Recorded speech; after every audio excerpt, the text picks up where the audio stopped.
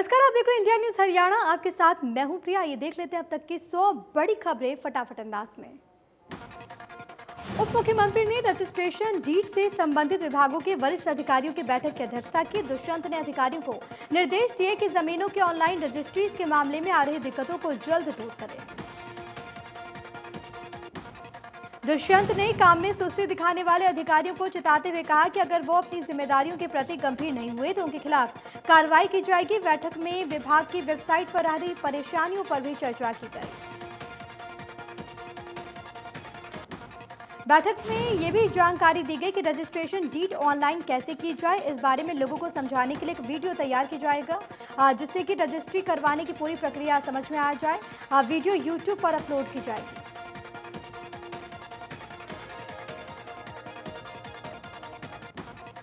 चंडीगढ़ में मुख्य सचिव ने बिजनेस रिफॉर्म एक्शन प्लान के इम्प्लीमेंटेशन को लेकर समीक्षा बैठक की। अधिकारियों को बिजनेस रिफॉर्म एक्शन पॉइंट को सितंबर महीने के अंत तक 100% करने के निर्देश दिए ताकि ease of doing business ranking में सुधार आए।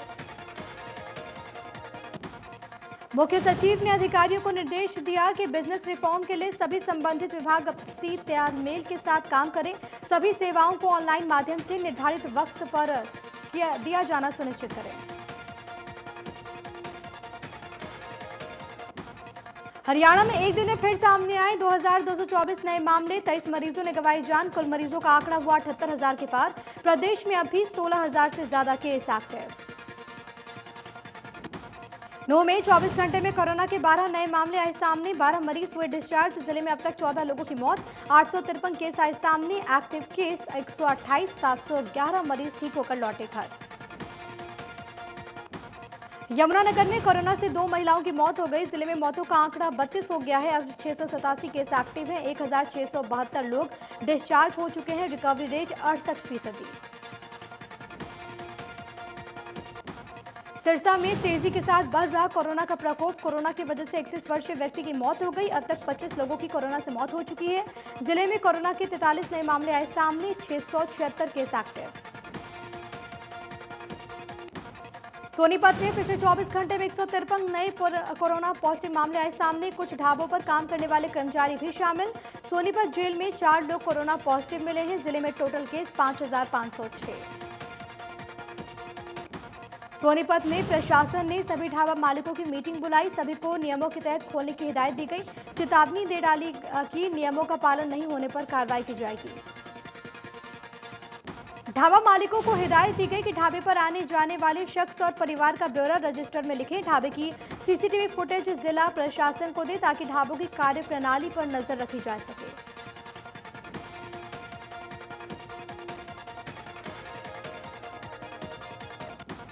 पंचकुला में जारी है कोरोना का कहर। एक दिन में फिर सामने आए 265 नए मामले। प्रशासन की बड़ी चिंता।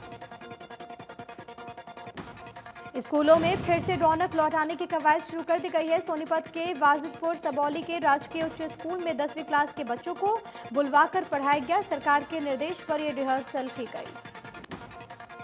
स्कूल में बच्चों को सोशल डिस्टेंसिंग से लेकर मास्क तक के नियमों के बारे में समझाया गया। स्कूल में घुसने से पहले उनकी थर्मल स्क्रीनिंग करवाई गई। एक कमरे में 15 और एक पंक्ति में 5 बच्चों को बैठाने की इजाजत दी गई। कैबिनेट मंत्री रंजीत सिंह की कोरोना रिपोर्ट नेगेटिव आई। इस बात की जानकारी उन्होंने खुद ट्वीट कर दी। उन्होंने कहा कि आपकी दुआओं की वजह से मेरी रिपोर्ट नेगेटिव आई है। अभी पूर्ण रूप से स्वस्थ हूं। चंडीगढ़ में परिवहन विभाग की बैठक में परिवहन मंत्री मूलचंद शर्मा ने कहा कि अनलॉक 4.0 में हरियाणा से दूसरे राज्यों के लिए बस सेवा जल्द शुरू कर दी जाएगी। परिवहन मंत्री ने बताया कि कोरोना काल में हरियाणा रोडवेज को करीब 900 करोड़ रुपए का नुकसान हुआ। वहीं ई टिकटिंग की प्रक्रिया को लेकर मूलचंद शर्मा ने कहा कि ई टिकटिंग सेवा अक्टूबर में शुरू कर दी जाएगी। साथ ही साथ निजी वाहनों के प्रभाव को भी कम किया जाएगा। जींद बीजेपी मुख्यालय में बीजेपी प्रदेशाध्यक्ष ओपी धनखड़ और संगठन मंत्री सुरेश भट्ट ने 6 जिलों के कार्यकर्ताओं से मुलाकात की। इस दौरान ओपी धनखड़ और सुरेश भट्ट ने कार्यकर्ताओं के साथ संगठन मजबूती, बड़ौदा उपचुनाव में जीत को लेकर चर्चा की। उकलाना में राज्य मंत्री अनूप धानक ने छात्राओं को लैपटॉप देकर सम्मानित किया। कहा कि शिक्षा के क्षेत्र में सुधार को लेकर सरकार के लिए गए फैसलों के सकारात्मक परिणाम आने लगे हैं। ग्रामीण क्षेत्र की प्रतिभाओं को फायदा मिला।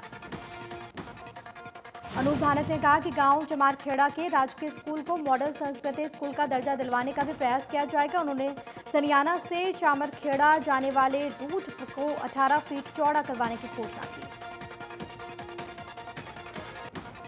नूंह के तावड़ू सदर थाने में तैनात एएसआई को विजिलेंस ने 20,000 की रिश्वत लेते हुए गिरफ्तार कर लिया। आरोपी ने माइनिंग केस को लेकर रिश्वत की डिमांड की थी, जिसकी पीड़ित ने विजिलेंस को शिकायत की। शिकायतकर्ता का कहना है कि मामले में एसआई ने पहले 50,000 रुपए लेने के बाद 20,000 रुपए की और डिमांड की, जिसके बाद मामला विजिलेंस के संज्ञान में आया। आरोपी का कोरोना टेस्ट करवाया गया है, जिसके बाद उसे कोर्ट में पेश कर दिया जाएगा।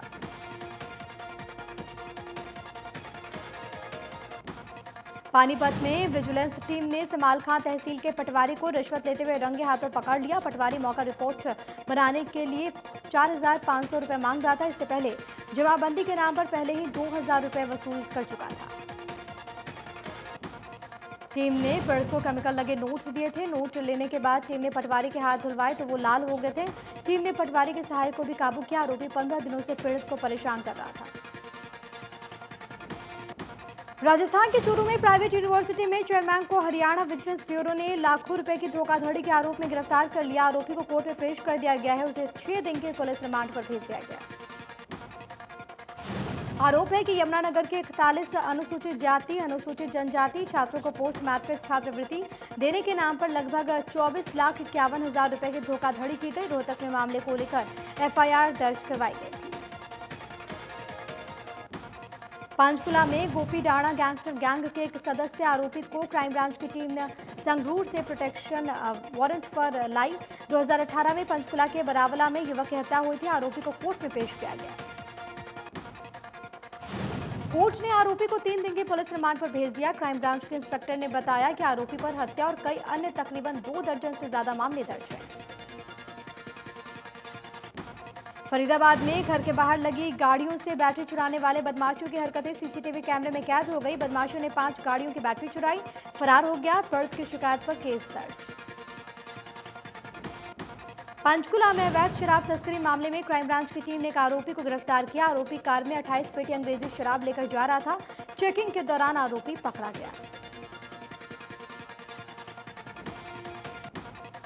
कुरुक्षेत्र में भारतीय किसान यूनियन के प्रदेशाध्यक्ष गुरनाम सिंह चढ़ूनी के घर के बाहर गिरफ्तारी के नोटिस चस्पा। प्रशासन ने 10 सितंबर को रैली करने के फैसले को रद्द करने की मांग की। रैली करने पर गिरफ्तार करने का नोटिस जारी। लेकिन गुरनाम सिंह ने नोटिस की परवाह न करते हुए 10 सितंबर को पिपली अनाज मंडी में भारतीय किसान यूनियन केंद्र सरकार के 3 अध्यादेश के खिलाफ प्रदर्शन की बात कही थी। सफेद मक्खी से खराब हुई नरमा कपास की फसलों के विशेष गिरदावरी की मांग को लेकर किसानों का लघु सचिवालय के सामने अनिश्चितकालीन धरना प्रदर्शन दूसरे दिन भी जारी रहा। किसानों ने प्रशासन के खिलाफ गुस्सा जाहिर किया। किसानों ने सरकार से विशेष गिरदावरी शुरू करवाने 50,000 प्रति एकड़ मुआवजा दिए जाने की मांग की। कहा कि उनके करीब 80 से 90% नन्मे कपास की फसल बर्बाद हो चुकी है। करनाल में यूपी के किसान ट्रैक्टर ट्रॉली में पूसा 1509 किस्म की धान लेकर पहुंच रहे हैं, लेकिन हरियाणा के किसानों की धान की फसल को मंडियों में आने में 2 हफ्ते का वक्त लगेगा, जिससे हरियाणा के किसान कोरोना के साथ साथ फसल लागत और रेट की मार भी झेल रहे हैं। यूपी के किसान हरियाणा की मंडियों में सस्ते दाम पर धान बेच रहे हैं। किसानों का ये कहना है कि पूसा 1509 का दाम पिछले साल 2100 से 2200 के बीच था, लेकिन इस बार आढ़ती यूपी के किसानों के धान 1500 से 1600 रुपए प्रति क्विंटल खरीद रहे हैं, जबकि बाहरी प्रदेश के किसानों के धान की फसल पर हरियाणा में बेचने पर रोक लगी है। ग्रेटर फरीदाबाद में अवैध निर्माणों पर प्रशासन का पीला पंजा चला। कोरोना वायरस के चलते लॉकडाउन के दौरान ग्रेटर फरीदाबाद में काफी अवैध निर्माण किए गए, जिसे प्रशासन ने गिरा दिया। बता दें कि लगातार नगर निगम को अवैध निर्माण की शिकायतें मिल रही थी। इसी के चलते joint commissioner Alka Chaudhary, XEN Ombir और जेई मनीष सहरावत की टीम ने मौके पर पहुंचकर आधा दर्जन से अधिक अवैध निर्माणों को ध्वस्त कर दिया। फतेहाबाद में बिजली निगम ने बार एसोसिएशन के कार्यालय का बिजली कनेक्शन काट दिया। जानकारी के अनुसार बार एसोसिएशन पर करीब 2.5 लाख रुपए का बिजली बिल बकाया है। एसडीओ ने बताया कि बार एसोसिएशन ने कई महीने से बिल नहीं भरा, जिसको लेकर कनेक्शन काटना पड़ा। फरीदाबाद में मास्टर प्लान 2031 के तहत नगर निगम क्षेत्र का दायरा बढ़ाने की तैयारी शुरू हो चुकी है। इसके लिए निगम ने फरीदाबाद के 26 गांवों की चिन्हित कर दूसरे विभागों से रिपोर्ट मांगी। पलवल में 50 गांवों के पंचायत प्रतिनिधियों ने लघु सचिवालय में प्रदर्शन किया। पंचायत प्रतिनिधियों का ये कहना है कि उन्हें पिछले 32 महीने से मानदेय नहीं मिला, जिससे उनकी परेशानी बढ़ रही है। प्रदर्शनकारियों ने सरकारी कर्मचारियों पर मानदेय हड़पने का आरोप लगाया। साथ ही साथ मांग करते हुए कहा कि उनका मानदेय जल्द से जल्द दिया जाए। कैथल में प्रधानमंत्री आदर्श ग्राम योजना के तहत जिले के 20 गांवों को चयनित किया गया। इस योजना के तहत हर गांव को केंद्र सरकार से 20 लाख रुपए का बजट मिलेगा। अतिरिक्त उपायुक्त सतबीर सिंह कुंजू ने बताया कि योजना के तहत चयनित 20 गांवों में 282 कार्यों की पहचान की गई, जहां पर 20 लाख की लागत से विकास कार्य कराए जाएंगे। कुरुक्षेत्र विश्वविद्यालय की ऑनलाइन और ऑफलाइन परीक्षाएं 10 सितंबर से शुरू होंगी। इसके लिए प्रशासन ने सभी तैयारियां पूरी कर ली हैं। छात्रों के एडमिट कार्ड भी वेबसाइट पर अपलोड कर दिए गए हैं। अब सरकारी स्कूल के बच्चे भी अंग्रेजी माध्यम के स्कूल में पढ़ सकेंगे। सरकार ने प्रदेश के 109 सरकारी स्कूलों को राजकीय मॉडल संस्कृति सीनियर सेकेंडरी स्कूल का दर्जा दे दिया। साथ ही साथ सरकारी स्कूल में अंग्रेजी भाषा के ज्ञान के लिए इंग्लिश लैब भी खोली जा रही है, जिससे छात्र और अभिभावक खुश हैं। रादौर में भी शिक्षा विभाग ने राजकीय वरिष्ठ माध्यमिक विद्यालय को राजकीय मॉडल संस्कृति सीनियर सेकेंडरी स्कूल का दर्जा प्रदान किया। रादौर विधानसभा क्षेत्र में पहला ऐसा स्कूल होगा जहां पर अब बच्चों को 6ठी से 12वीं तक अंग्रेजी माध्यम से शिक्षा दी जाएगी। रेवाड़ी में लोगों से हो रही धोखाधड़ी थमने का नाम नहीं ले रही। रेवाड़ी की सीआईए पुलिस ने कंपनी कर्मचारी का कार्ड बदलकर 25,000 की ठगी करने वाले बदमाश को कार्ड सहित गिरफ्तार करने में सफलता हासिल की। डीएसपी ने बताया कि पीड़ित जब एटीएम से पैसे निकाल रहा था, तब 2 युवकों ने उसका एटीएम कार्ड बदलकर 25,000 रुपए निकाल लिया। पूछताछ में आरोपी ने ठगी की बात कबूल कर ली। आरोपी ने 2 साथियों के नाम भी बताए।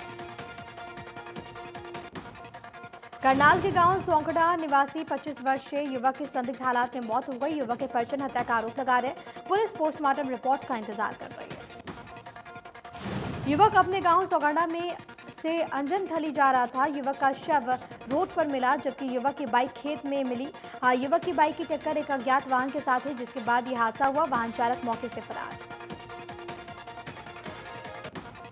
डीएसपी हेडक्वार्टर सतीश कुमार वत्स अब महेंद्र चावला के आरटीआई मामलों में जन सूचना अधिकारी नहीं रहेंगे। सूचना आयोग ने महेंद्र चावला की शिकायत पर सुनवाई करते हुए आदेश जारी किए हैं और एसपी पानीपत को सतीश वत्स की जगह दूसरे किसी डीएसपी को जन सूचना अधिकारी नियुक्त करने के आदेश दिए।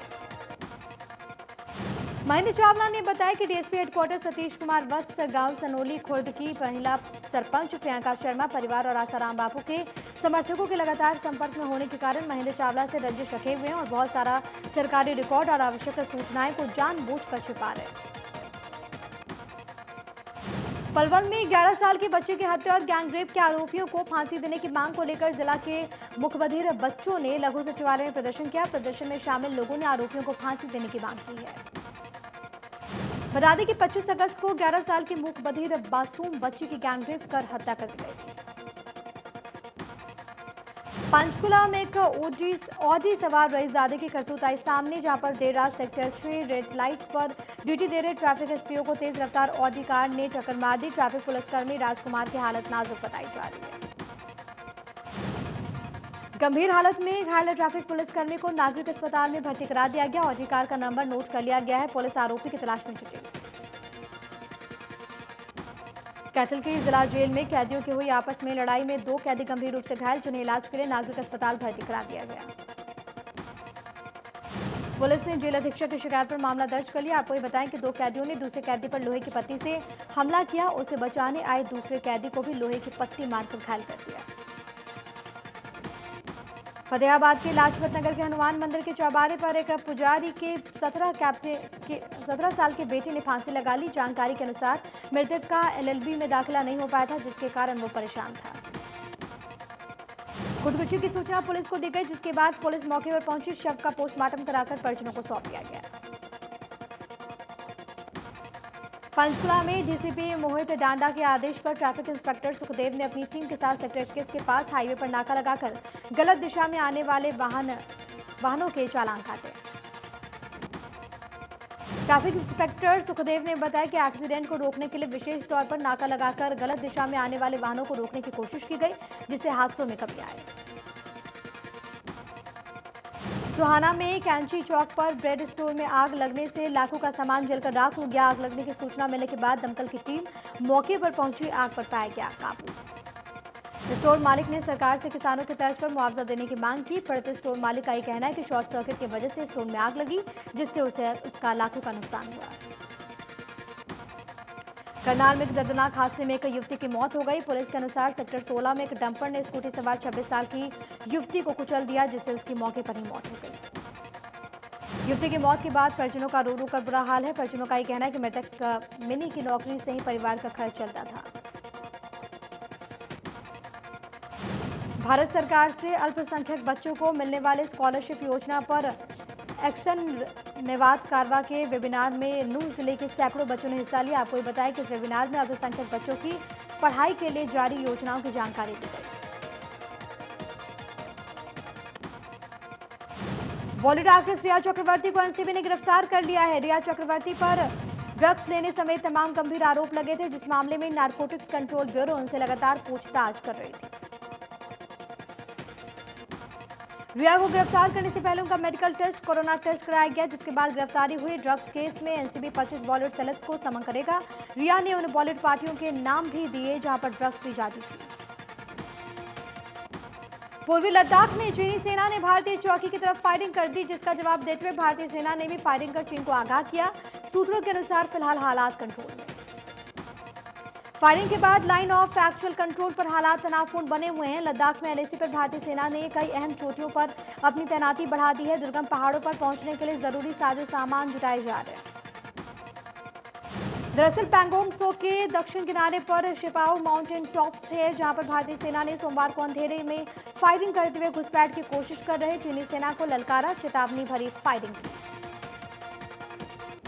एलएसी पर पहले गोली चलाने के बाद चीन गलत बयानी पर भी उतर आया। पीपल्स लिबरेशन आर्मी के प्रवक्ता ने इसे भारत की तरफ से उकसावे वाली कार्रवाई करार दे दिया है।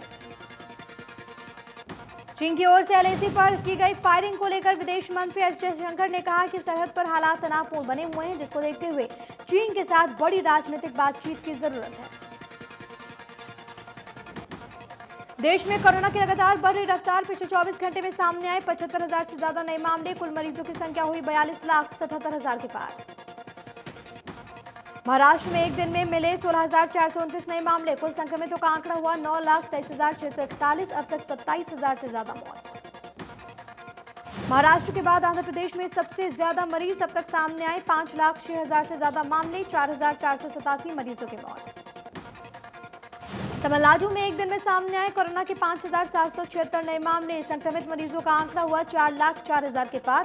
3 लाख से ज्यादा मरीज ठीक। उत्तर प्रदेश में कोरोना से लोगों में दहशत का माहौल। एक दिन में सामने आए 5,568 नए मामले। 62,144 केस अब भी एक्टिव। दिल्ली में कोरोना के मरीजों की लगातार बढ़ रही संख्या। 24 घंटे में सामने आए 2,077 नए मामले। 32 लोगों की मौत। कुल मरीजों की संख्या हुई 1,93,526। राजस्थान में कोरोना के लगातार बढ़ रहे मामले। अब तक सामने आए 92,536 नए केस। आज 76,427 मरीज हो चुके हैं स्वस्थ। पंजाब में कोरोना से लोगों का बुरा हाल। एक दिन में मिले 2,110 नए मामले। कुल मरीजों का आंकड़ा हुआ 65,583। पूरी दुनिया में कोरोना के मरीजों की संख्या हुई 2,74,85,000 के पार। अब तक 8,96,000 से ज्यादा मौतें। अक्षय कुमार अपनी अपकमिंग फिल्म पृथ्वीराज की शूटिंग अक्टूबर में शुरू करने जा रहे हैं। फिल्म एक ऐतिहासिक पीरियड ड्रामा बेस्ड होगी। फिल्म में अक्षय कुमार, सोनू सूद और मानुषी छिल्लर जैसे सितारे नजर आएंगे। टाइगर श्रॉफ ने अनबिलीवेबल सॉन्ग से बॉलीवुड में अपना सिंगिंग डेब्यू करने वो जा रहे हैं। अनबिलीवेबल सॉन्ग का मोशन पोस्टर रिलीज हो गया है। ईशान खट्टर और अनन्या पांडे की अपकमिंग फिल्म खाली पीली का पहला सॉन्ग बियॉन्से शर्मा जाएगी रिलीज हो चुका है। सॉन्ग में ईशान खट्टर और अनन्या पांडे की जोड़ी कमाल की लग रही है। धर्मेंद्र ने हाल ही में अपने ट्विटर अकाउंट पर एक वीडियो शेयर किया। ये वीडियो फिल्म समाधि का फेमस सॉन्ग है। वीडियो में धर्मेंद्र एक्ट्रेस आशा पारेख के साथ नजर आ रहे हैं। वीडियो को शेयर करते हुए धर्मेंद्र ने लिखा, यूं ना होते तो कुछ ना होता। मलाइका का इंडियाज बेस्ट डांसर के सेट से एक वीडियो खूब वायरल हो रहा है, जिसे मलाइका डांसर राघव जुयाल के साथ रोमांटिक डांस करते हुए नजर आती हैं। अक्षय कुमार जल्द ही बेयर ग्रिल्स के शो इनटू द वाइल्ड का हिस्सा बनने जा रहे हैं। अक्षय ने ट्विटर करके शो में के नए प्रोमो को शेयर किया है, जिसमें अक्षय खतरनाक स्टंट करते हुए नजर आते हैं। राशि वर्मा और एक्ट्रेस शर्गुन मेहता का एक डांस वीडियो इन दिनों सोशल मीडिया पर छाया हुआ है। आपको ये बताया कि शर्गुन मेहता ने अपने इंस्टाग्राम अकाउंट से वीडियो शेयर किया, जिसमें दोनों डांसर दिलजीत दोसांझ के गाने होठ पर धमाकेदार डांस करते हुए नजर आती हैं।